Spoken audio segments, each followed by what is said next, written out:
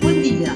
Vamos a hablar hoy de economía política y puntualmente de la década del 70 en Latinoamérica y cómo influyó a Estados Unidos su crisis del petróleo en nuestra zona, en la zona de Latinoamérica. En la década del 70 Estados Unidos se encontraba en plena Guerra Fría con la Unión de Repúblicas Socialistas Soviéticas. Esto no nos fue indiferente a los latinoamericanos, ya que debimos soportar esta Guerra Fría en nuestro propio territorio. Las consecuencias para Latinoamérica de las políticas externas de Estados Unidos fueron las siguientes, o las voy a clasificar yo en tres como para ordenarlos un poco. En principio, trató de evitar Estados Unidos, como punto número uno, todo tipo de proliferación o de aumento de gobiernos con tendencias de izquierda. Por ejemplo, Chile lo teníamos a Salvador Allende, que ganó las elecciones de manera abrumadora a principios de la década del 70 y era un régimen claramente comunista.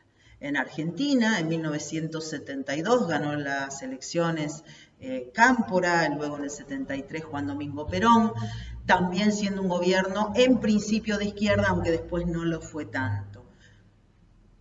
Y en Cuba, por supuesto, no tenemos que olvidar, estaba Fidel Castro, entre otros casos.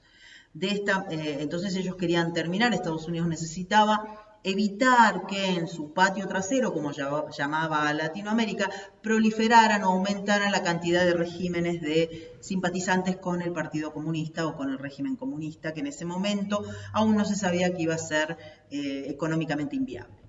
Como segundo punto de la política norteamericana, nos encontramos con que tenían que tratar de colocar sus excedentes comerciales en otros mercados, ya que se encontraban durante la década del 70 y después de la crisis del petróleo en plena recesión, con inflación, con una situación económica desfavorable en su territorio, lo que hizo que tratara de esos excedentes comerciales de producción colocarlos en Latinoamérica. Y como tercer punto tenemos que hablar del sistema financiero. Estados Unidos, como estaba en recesión, ¿qué trató de hacer? Trató de bajar las tasas de interés, lo que hace siempre la Fed. La Fed, o sea, el Banco Central norteamericano, cuando se encuentra la economía norteamericana en recesión, ¿qué hace? Simplemente baja la tasa de interés. Ustedes van a escuchar muchas noticias, la Fed bajó la tasa de interés, porque normalmente trata de esa manera de reactivar la economía, bajando la tasa de interés. Esto es lo que hizo en esta época. Al tener una tasa de interés tan baja, Estados Unidos, no era atractivo para los capitales financieros, porque no obtenían una rentabilidad acorde a sus expectativas. Entonces, ¿qué hicieron? Buscaron, de alguna manera, algún lugar, algún sector, alguna región para colocar esos excedentes financieros y obtener una mayor rentabilidad.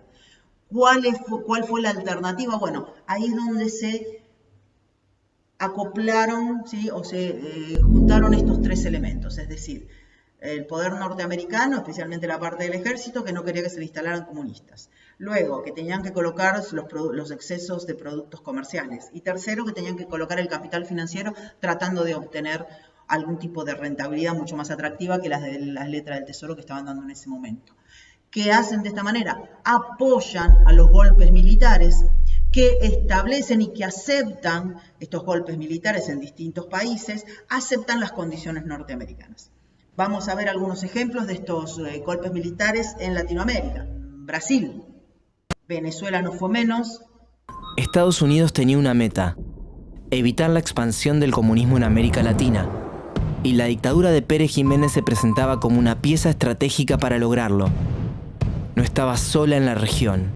La Operación Cóndor también tenía como objetivo que los distintos elementos o las distintas personas que tenían ideología de izquierda, si se trasladaban de un país a otro, eran perseguidos por los militares de un país o del otro, y de esta manera no podían escapar. Por eso muchos de las personas con ideología o catalogadas con ideología de izquierda, porque a veces no eran necesariamente de izquierda, sino que no estaban de acuerdo con el gobierno de turno, con el militar de turno, entonces, o con los gobiernos militares simplemente porque eran democráticos, muchos de ellos se fueron a Europa. Fue así que estos países Fue así que el Fondo Monetario Internacional entregó a las dictaduras de los distintos países, gran cantidad de préstamos que a unas tasas muy convenientes comparado con las tasas que tenían en Norteamérica, lo que endeudó a toda Latinoamérica en general, provocando una crisis luego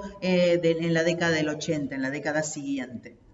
Cuando todos los países de Latinoamérica estaban convenientemente endeudados, entonces el Fondo Monetario Internacional decidió a todos los países de Latinoamérica y a todos los países que se habían endeudado, decidió aplicar lo que se conoce con el nombre del Consenso de Washington. De este Consenso de Washington vamos a hablar en un próximo video y es muy importante porque es el surgimiento y la aplicación del neoliberalismo en Latinoamérica. Nos vemos.